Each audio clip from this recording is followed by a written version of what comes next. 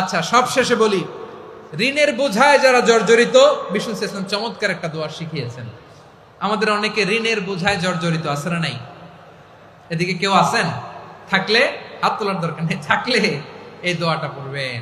এক সাহাবীর নাম আবু উমামা, নামাজের ওয়াক্ত ছাড়া উনি মসজিদে যেয়ে বসে আছে। বিশ্বনবী বললেন, কিরে আবু উমামা, নামাজের তো ওয়াক্ত হয় নাই, মসজিদে কি? সাহাবী বলে, হুমুমুন লাজিমাতনি ওয়া দুয়ুন।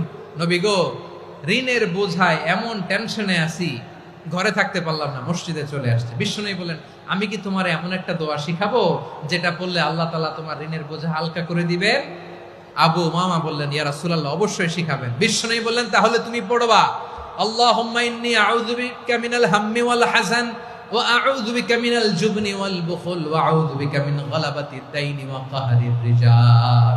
ও আল্লাহ, তোমার কাছ থেকে দুশ্চিন্তা থেকে পানা চাই, কৃপণতা, ভীরুতা, অলসতা, কার্পণ্যতা, এই সব কিছু থেকে, মানুষের কঠোরতা, আমার উপর মানুষের আধিপত্য এবং ঋণের বোঝা থেকে পানা চাই।